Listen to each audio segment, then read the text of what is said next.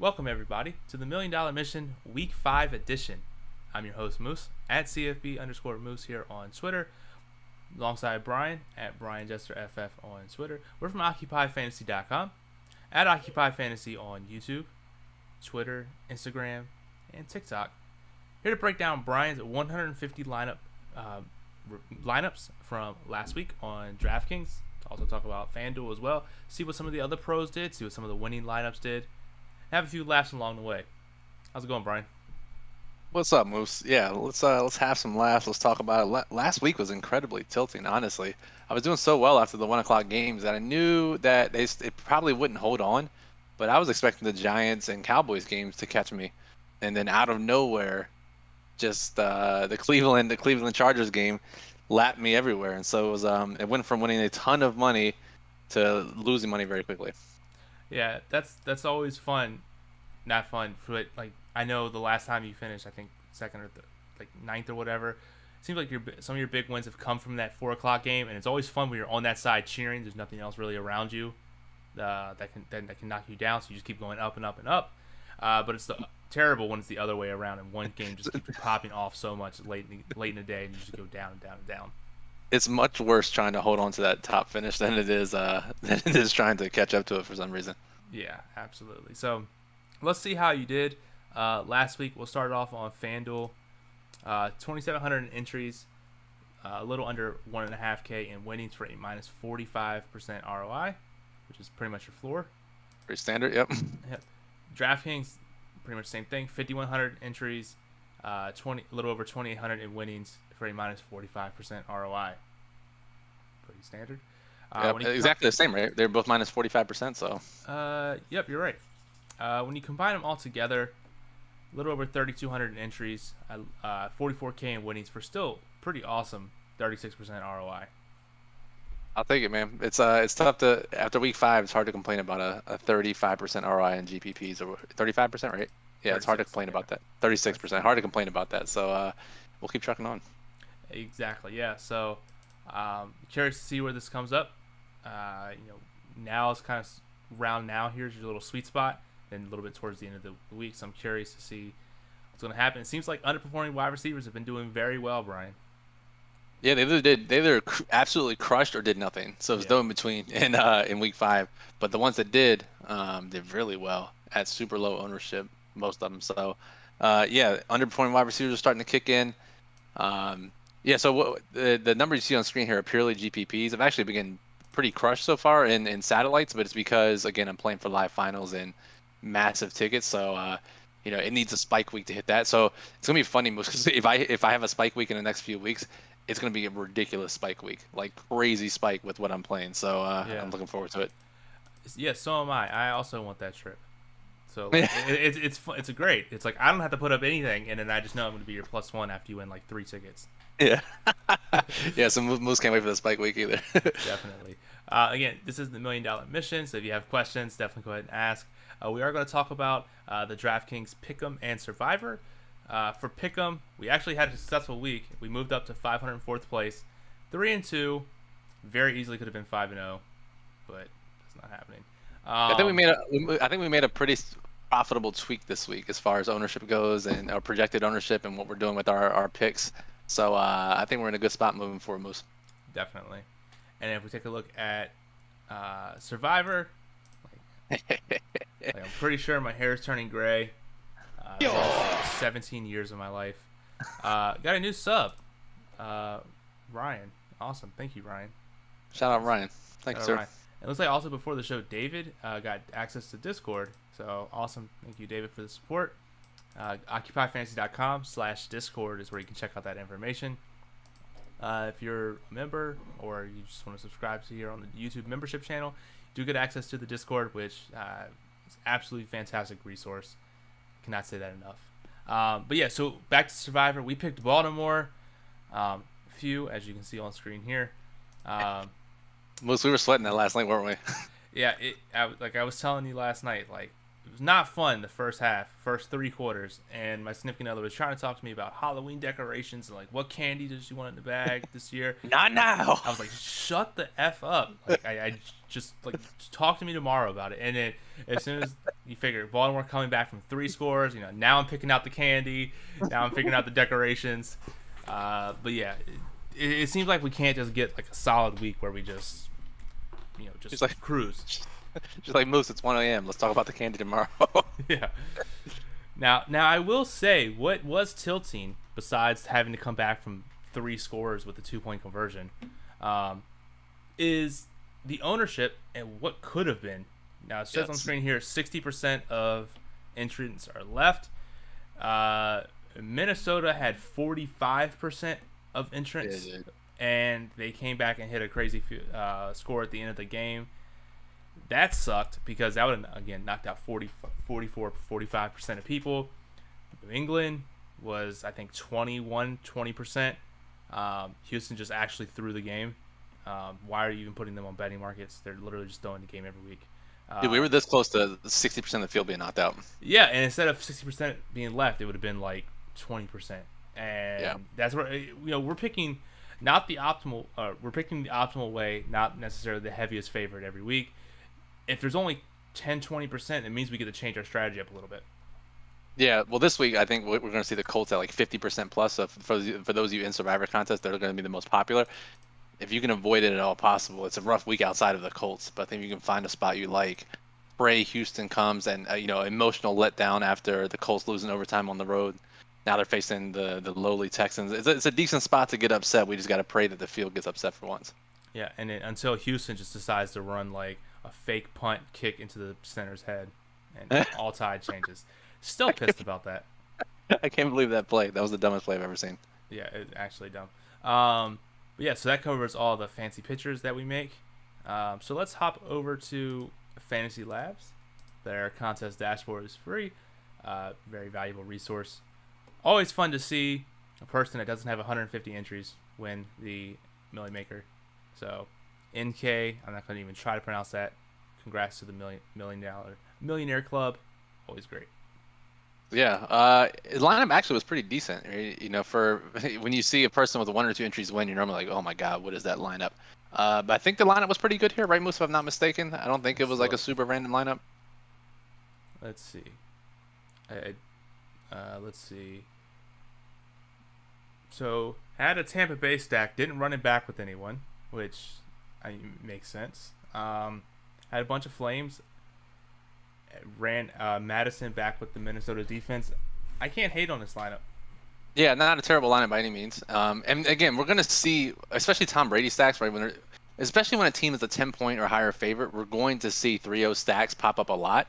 You just gotta pray that the other team can freaking score. Gesicki and Waddle just couldn't get there. So that, I had a decent amount of Tom Brady stacks, and that's how I was winning so much after the 1 o'clock games. But yeah, the other side couldn't get there, and then a couple of the other 4 o'clock game plays went off. So I think the Tom Brady stack was incredibly sharp. Obviously, had the underperforming wide receiver in Antonio Brown. Mm-hmm.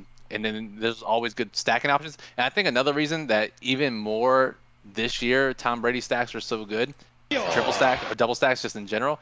If you watch the game, they were passing into the fourth quarter up 3 scores, right? Yeah. If that's going to happen, that's massive for stack potential. Exactly, yeah. Dotbets asks, is that the second 3-0 stack to win the Millie? Yeah, because I think it was the Chiefs stack, or was it? No, it was the Bucks. It was the Bucks. It was week 2, I think. Remember Fournette with yes, Fournette and Gronk, right? Yeah, that was great. But again, this goes back to the base rate thing we talked about, I think in week 1 or week 0, where the field plays 3-0 stacks pretty heavily, not heavily, but like way more than they play 3-1 stacks or 2-1 stacks, I think. I can't remember the exact math. But either way, we're going to see a few 3-0 stacks, especially on big favorites on weeks like this. Yep, definitely. Cool. So, awesome there. I do actually want to pull up the game stacks thing here. And if we can find the field that has the highest 4-man stack, we got to scroll down a little bit here. Was actually Jacksonville, Tennessee, which about half the field ran. So That's crazy to think about. Trevor Lawrence, Marvin Jones, Laviska, Derrick Henry. Yeah, that certainly wasn't on my short list of stacks to run. But this is also something we should talk about. We went in depth, I think, at least with our thought process on the Saturday show. But what we talked about there is what I actually ended up implementing, Moose. So if you want to go to my quarterback exposures, I actually did I ran both sides of the Carolina and Philadelphia game. I thought that was a great stack. Obviously, it didn't work out. And then I ran one-sided game stacks for 4 other games with Tom Brady, Tampa Bay, with Ryan Tannehill, the other side of that Jacksonville game, with Aaron Rodgers, and then the final one for me was, let me think about it. Oh, Daniel Jones, who got hurt like immediately, along with Saquon Barkley. So, yeah, that was not fun.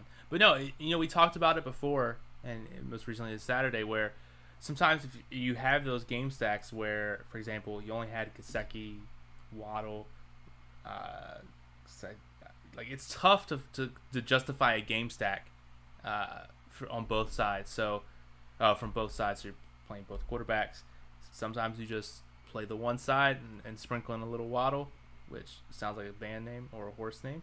Sprinkle a little Waddle, and Prey goes off. Now, even if those 17 points, if both of those go to Waddle, or one to Waddle, one to Gesicki, we're looking a hell of a lot better. Yeah, and Waddle dropped a touchdown, but that's neither here nor there. Yeah. But it's just we talked about the whole process. The more I got into it this week, the more it felt like it was really tough for some sides of game stacks to get there, and it was for different reasons, right? So you mentioned Miami. It was basically just Waddle or Gesicki. I guess I could have ran like Preston Williams, or I still wouldn't have played Myles Gaskin even though he had 100 points because he barely played the week before. Maybe some fringe receivers, but just didn't feel great. And then I didn't feel great about Dallas just because they've been running the ball more. They've been splitting the backfield, not like a true split, but Pollard's been getting a decent amount of work. And given the depressed volume, CeeDee Lamb and Amari Cooper, they were good plays, but as far as 16% of my lineups, including that passing game, it didn't feel right, even though that game total was 52. And I think it ended out, even though CeeDee Lamb caught the touchdown, I still felt really good about that process, and the stack didn't get there actually. And I think this goes into thinking about salaries and where the ball is going. There's a lot that goes into it, and but we talked about the downsides to that game stack. Even though we still wrote it up in the plug, we talked about the downside, and it's not that surprising to see a non-3-1 game stack win on this week when we found it really difficult to 3-1 game stack anyways. Yeah, pretty much. And speaking of Tony Pollard, I found it fascinating that he was actually in the winning lineup on FanDuel at just 4% ownership. Oh really? Oh, and the was it the pooch punt, I think? No, like the actual million to first. Oh wow. Oh, Tony Pollard. Yeah. Tony Pollard. Yeah, he didn't even score that well. That lineup was actually pretty sick though, because it had a bunch of correlation, and the Pollard Cowboys D stack never would have remotely came close to that lineup, but I still thought it was pretty decent. Yeah, pretty sick lineup. So you had Herbert, Eckler, Mike Williams stack. Then you had him AB Mike Evans mini stack. That's pretty good right there, just along. Pollard, Cowboys mini stack. What else was it here? And then Devontae Adams one off. Again, if Devontae Adams at the highest ownership scores 35 points again, that's really tough to overcome in GPPs. Yeah. It just really is. We got to pray that he doesn't do that most weeks. Yeah, exactly. But another thing I wanted to talk about, Brian, go back to your running back percentage. There's one guy that you had a lot of exposure on. Why don't you talk me through about Alexander Madison? Yeah, it ended up being a lock button week, which makes things easier, and it seems risky. But to me, these are the least risky weeks to me. I hate having 30% of a guy I don't really like that much. I'd much rather have 100%. I didn't have 100% on FanDuel because he was priced up a little more. I think he was 6,500 there. So it goes to show that it's not just a lock button based on the site. The reason we lock button running backs is because, for a couple of reasons, they're far too cheap for their volume that we anticipate. But also the other factor in that is, are there other guys priced around them that are also in good spots? Not just viable spots, right? Because I think Fournette was 5,200, right? He was a good play, but he wasn't like a smash play to me. Damian Williams was a little bit more expensive, 5,600, a good play, but not a smash play. Madison was an absolute smash at that price.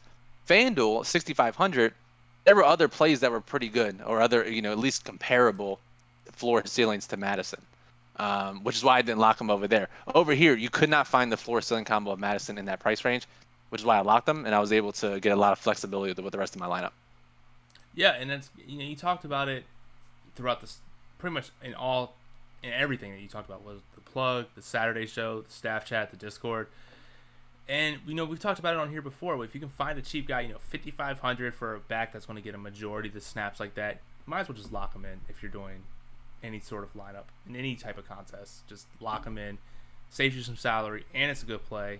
I don't hate that at all. Yeah, and exactly right, Moose. And on FanDuel I had 50%, that's normally the ceiling I'll go if I'm not maxing a guy. I think maybe 60%, but yeah, I had a ton of them over there too. Just not enough, just based on again what we talked about with the salaries and who else was in that range. But yeah, this is again, if you're new to the show, you might think 100% exposure to a running back is crazy, but all the top players usually do this when a backup running back is thrust into a starting role. I mean, I guess you can count like me in that group as well, right, Moose? I mean, I've done 100% ROI the last 2 years, and this is what I do when this happens. So we know it's a plus EV play to do it. Just wish we had more of these weeks. And it's not just that you do it. I got to go back and find the charts, but I remember when we did it, basically, like in this case, or in that case, when there's a injury and there's a cheap running back, it's very low price. Like a majority of the people who 150 max, which we can consider our professionals, do that same thing. They either really go zero or they just lock the shit out of them. Yeah, no, you're exactly right. Yeah, I think if you go back last year, if you watched the playlist from last year, we talked about or showed that chart.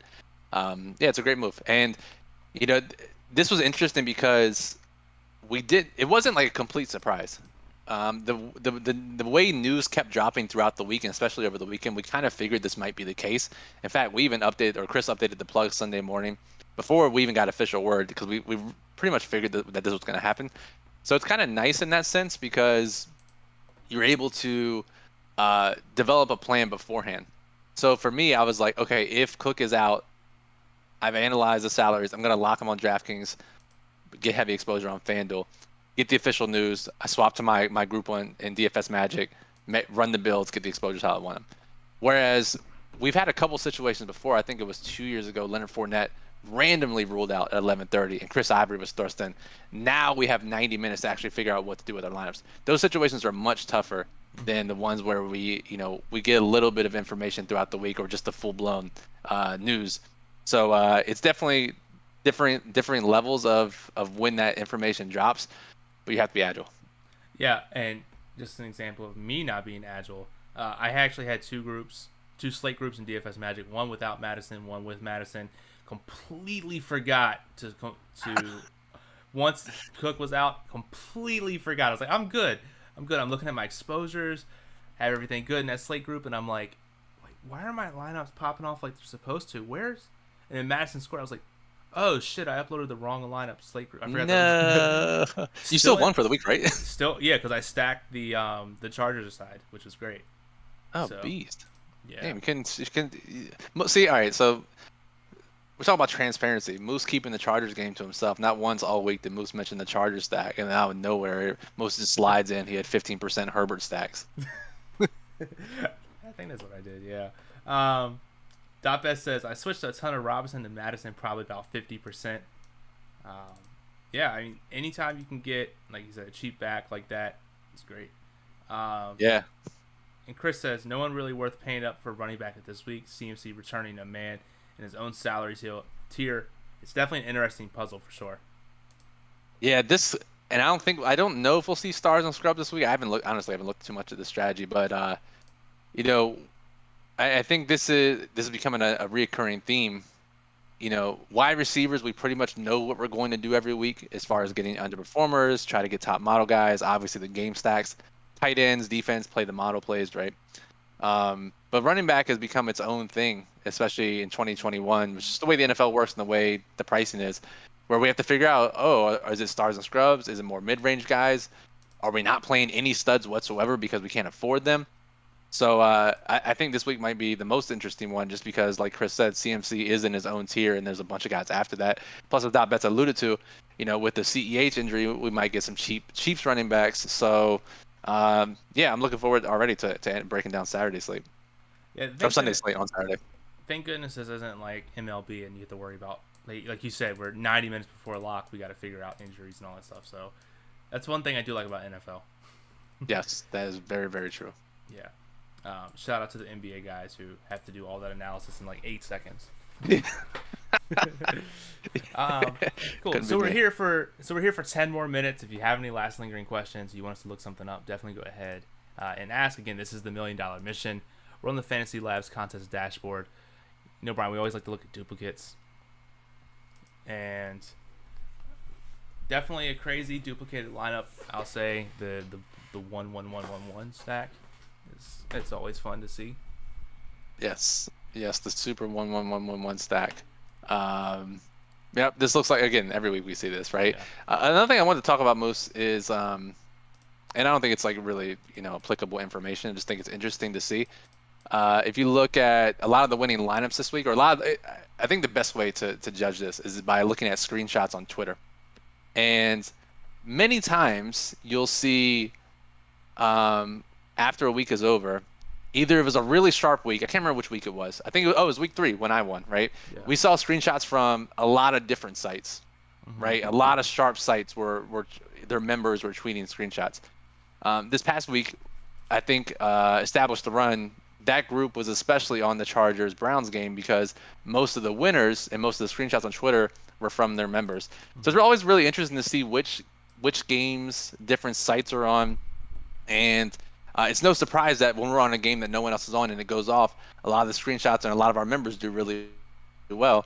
So it's good. And this is, if you're an Occupy Fantasy member, you may think, well, why weren't you guys on the Browns and the Chargers? Yeah, it's easier to say in hindsight, right?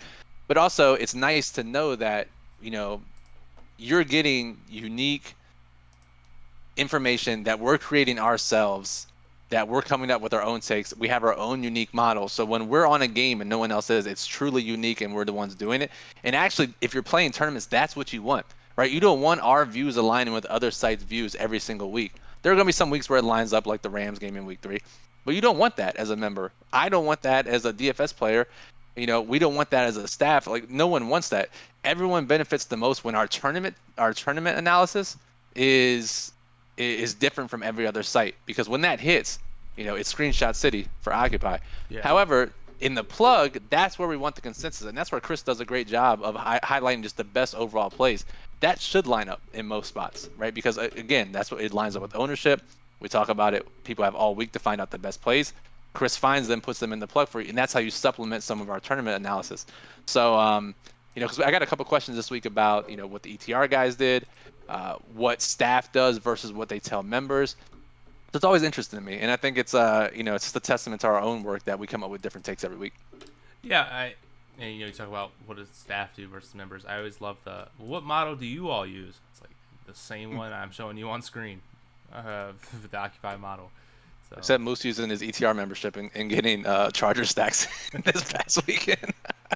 Yeah, which sucks. I was actually looking at my top lineup, finished like in the 2000 with Odell Beckham. That was great. Oh God, that sucks. Yeah. Was that Charger stack? It was, yeah. Damn. Yeah, that sucks. Him.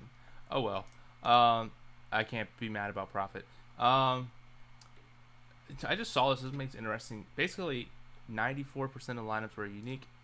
That's got, was it 6%? So 6%. That's a lot of lineups that are duplicated. That's bad. That's bad if 6% of lineups are the same in NFL Classic. Yeah. Best has a question here. Anything changed with the bye weeks coming up? Slates get a little smaller, I believe.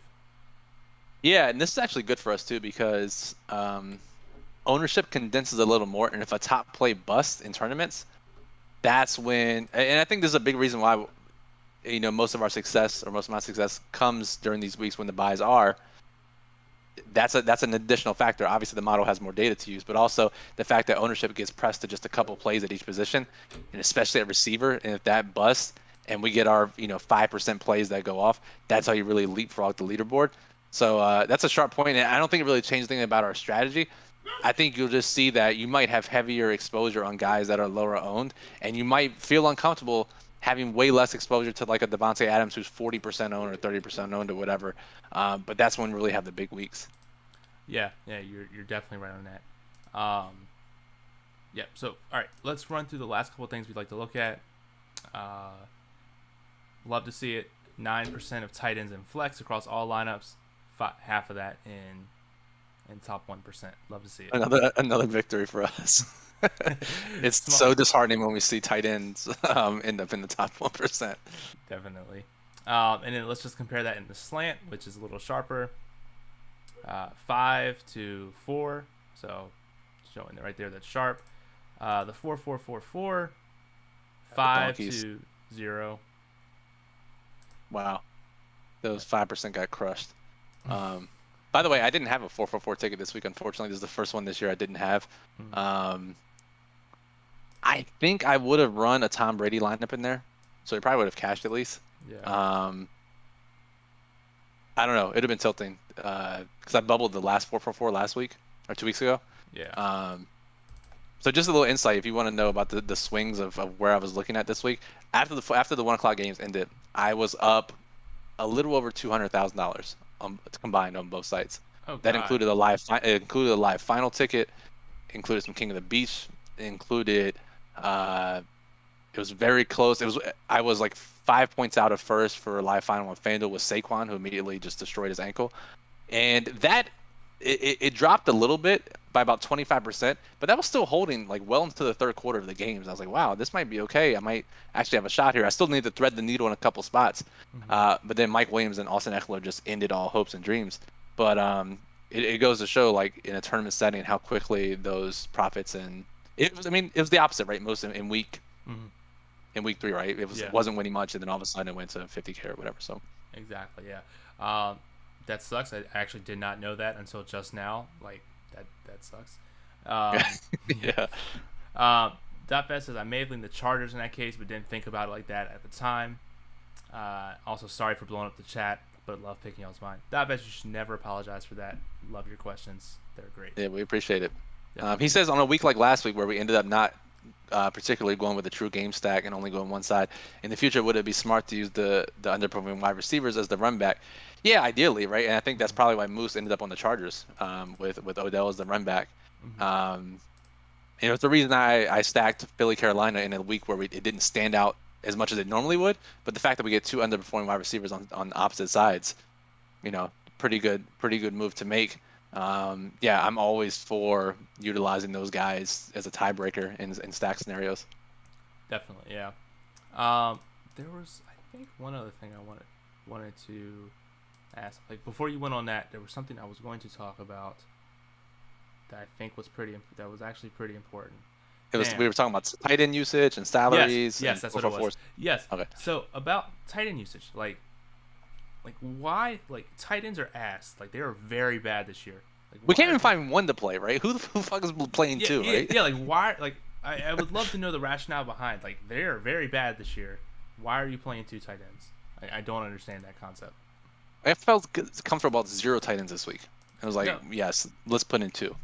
It's so funny because when you talk about it, like how I gauge my player pool for tight ends, very donkey-esque, is just like, is this player good? Like, do I know this player's name very well? And he is in my player pool. So you had Darren Waller, and that's it. there's like 3 players. Like it's literally between like 3 and 5 tight ends this year that I just put in my player pool, and I'm just like, the rest are just bad. And we'll close the show with this, right? Our staff writer Bismo has been talking about this in our staff chat. He might have mentioned it on a stream once or twice. But maybe this, and I think we talked about it 2 weeks ago. Maybe this is just more credence. This will be our final thought. Just more credence to playing tight ends as a cheap piece in your game stack, right? Yeah. If you can't find a good tight end to play, fuck it, put it in a game stack and hope he benefits from the environment. Yep. You pretty much hit that on point right there. Unless it's showdown, don't play multiple tight ends. You got to play 6, all 6. Dude, they've been crushing the showdown. It's nuts. Yeah, it's nuts. So, all right, it's 10:30, everyone. Appreciate everything. If you're watching the replay, go ahead and hit that like button, hit subscribe if you're not already. You can join the membership program to gain access to our Discord. OccupyFantasy.com is where you can find out more information. Until next time, Moose and Brian from Occupy. Have a good night. Peace.